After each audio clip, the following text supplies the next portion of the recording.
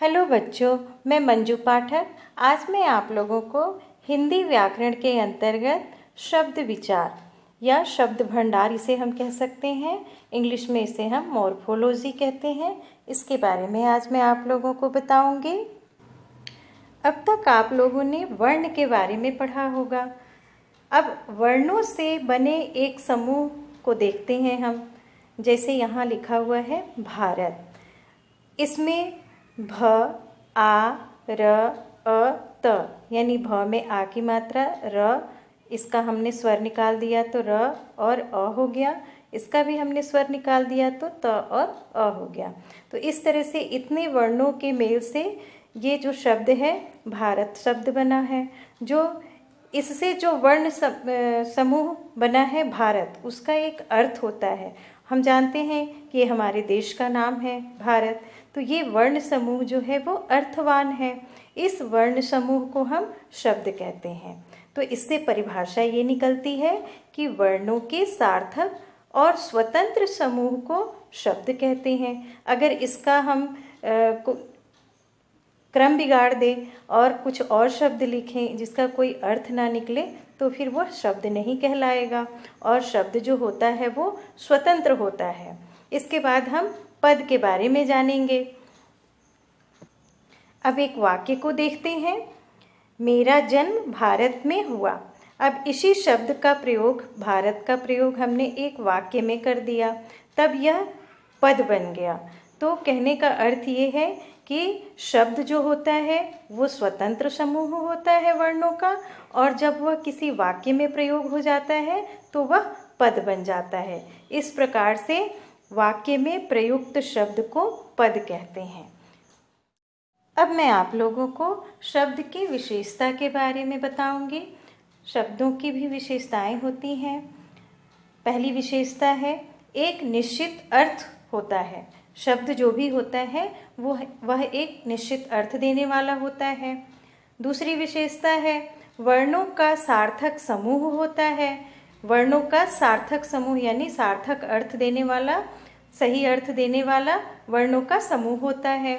तीसरी विशेषता है इसकी, किसी भाषा में प्रयुक्त होने वाले सभी शब्दों के समूह को उस भाषा का शब्द भंडार कहते हैं। तो किसी भी भाषा, चाहे वो हिंदी हो, संस्कृत हो, छत्तीसगढ़ी हो, अंग्रेजी हो, कोई भी भाषा हो, उनमें प्रयुक्त होने वाले यानी प्रयोग होने वाले जितने भी शब्द होते हैं, शब्दों के समूह, उन्हें उस भाषा का शब्द भंडार कहते हैं। जैसे हिंदी के शब्द के समूह हैं तो वो हिंदी के शब्द भंडार कहलाएंगे। अंग्रेजी के शब्द समूह हैं तो वे अंग्रेजी के शब्द भंडार कहलाएंगे। अगली विशेषता है, प्रत्येक भाषा का शब्द भंडार घटता बढ़ता रहता है। शब्द भंडार जो होता है वो घटता रहता है और बढ़ता भी रहता है। जैसे कि पुराने शब्द जो है वो हटते जाते हैं और नए शब्द उसमें जुड़ते जाते हैं। समय के साथ साथ नए शब्दों का समावेश होता है तथा कुछ शब्द पुराने होकर व्यर्थ होते चले जाते हैं। जैसे कि कंप्यूटर, इंटरनेट, मोबाइल आदि, ये नए शब्द हमारे शब्द भंडार में जुड़ते चले जाते हैं। और जैसे शेर, छटाक, कोश, ये सब, कौड़ी, ये सब जो पुराने शब्द हैं ये सारे समाप्त होते जा रहे हैं।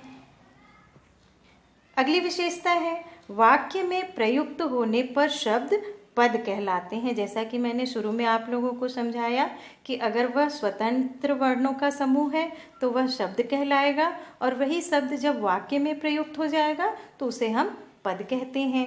तो ये आपने शब्दों की विशेषताओं के बारे में जाना। अब मैं आप लोगों को शब्दों का वर्गीकरण, इसके बारे में बताऊंगी, यानी शब्दों के भेद के बारे में बताऊंगी। तो शब्दों का वर्गीकरण निम्न प्रकार से किया जाता है, 5 प्रकार से किया जाता है। पहला प्रकार है अर्थ के आधार पर। अर्थ के आधार पर शब्द 5 प्रकार के होते हैं। शब्द के 5 भेद होते हैं।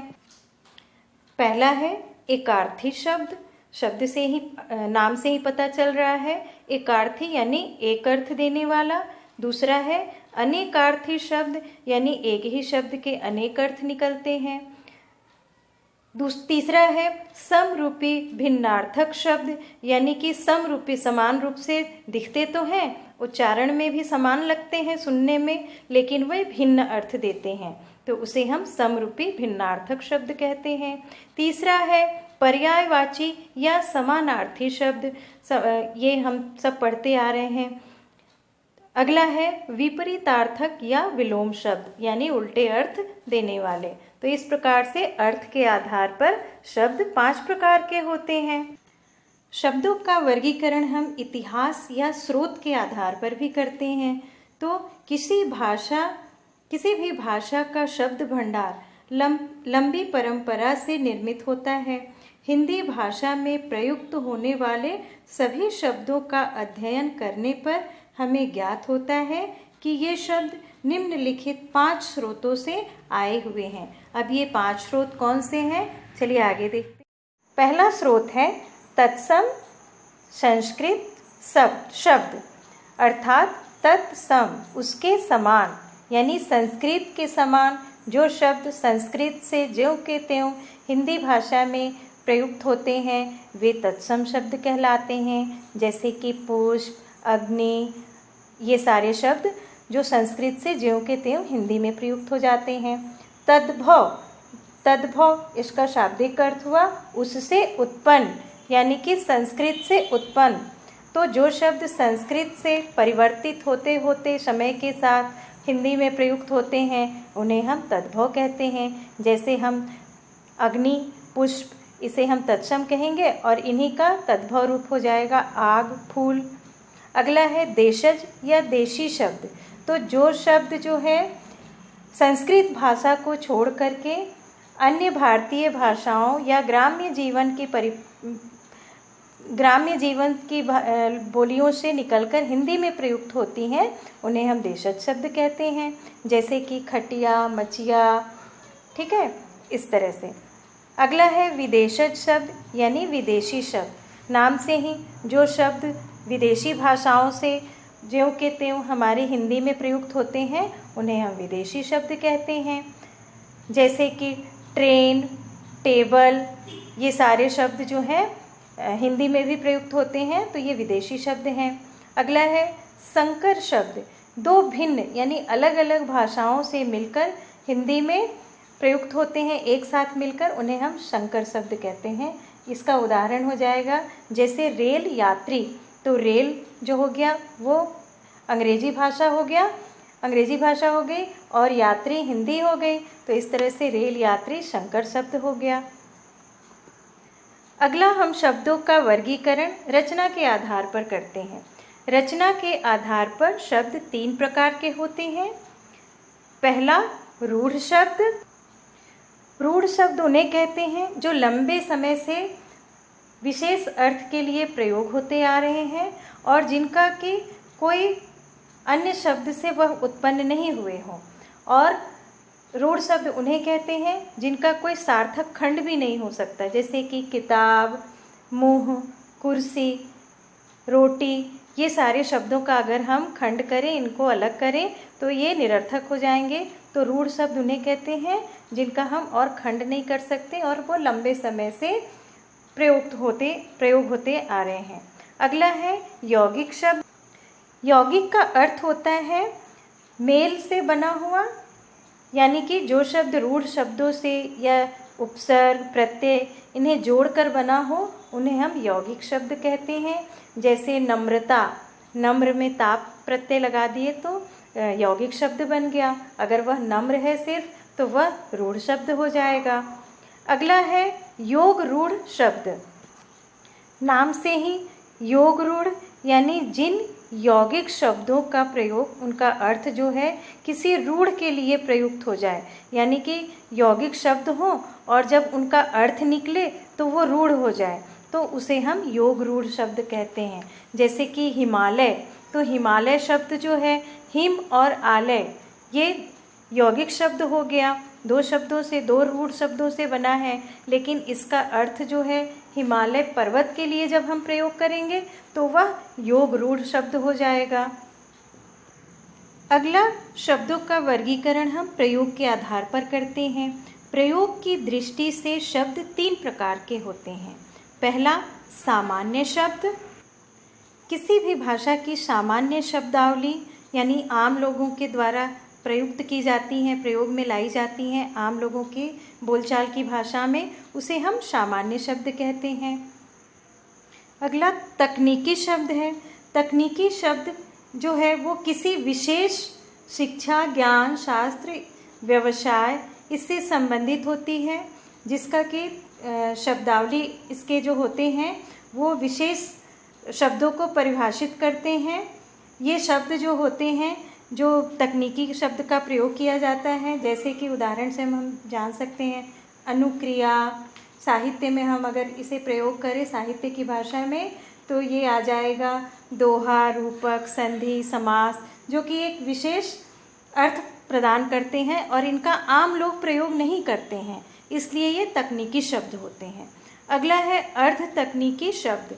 अर्ध तकनीकी शब्द वे होते हैं जो कि तकनीकी होते हुए भी आम लोगों के प्रयोग में अधिक आते हैं, जिससे वे सामान्य हो जाते हैं, इसलिए उन्हें हम अर्ध तकनीकी शब्द कहते हैं। अगला शब्दों का वर्गीकरण हम व्याकरणिक प्रकार्य के आधार पर भी करते हैं। अब विचार प्रकट करने के लिए शब्दों में व्याकरणिक इकाइयों का प्रयोग आवश्यक होता है। इस दृष्टि से शब्द 2 प्रकार के होते हैं। जब हम व्याकरण की दृष्टि से शब्दों का प्रयोग करते हैं तो उन्हें हम व्याकरणिक प्रकार्य के आधार पर वर्गीकृत करते हैं। पहला है विकारी शब्द।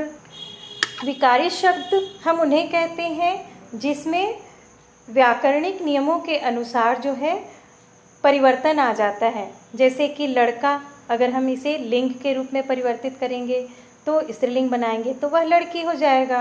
नदी, इसे हम बहुवचन बनाएंगे तो नदियाँ हो जाएगी। इस प्रकार से विकारी शब्द जो होते हैं उन्हें व्याकरण के अनुसार उनमें परिवर्तन आ जाता है। और ये 4 प्रकार के होते हैं: संज्ञा, सर्वनाम, क्रिया, विशेषण। अगला है अविकारी शब्द, यानी कि व्याकरण की दृष्टि से इनमें लिंग, वचन, विभक्ति, पुरुष, वाच्य आदि किसी भी प्रकार से इनमें कोई परिवर्तन नहीं होता है, इसलिए ये अविकारी कहलाते हैं। इन्हें हम अव्यय शब्द भी कहते हैं, जैसे कि आज, यहाँ, वहाँ, कौन, धीरे। तो इस तरह से इनका प्रयोग जो होता है वह हर जगह एक ही समान होता है, इनमें कोई परिवर्तन नहीं होता है। ये भी 4 प्रकार के होते हैं: क्रिया विशेषण, संबंध बोधक, समुच्चय बोधक, विस्मयादि बोधक। इस प्रकार से आप लोगों ने शब्दों का वर्गीकरण जाना। इसे विस्तार से जानने के लिए आप मेरी अगली वीडियो की प्रतीक्षा करें। धन्यवाद।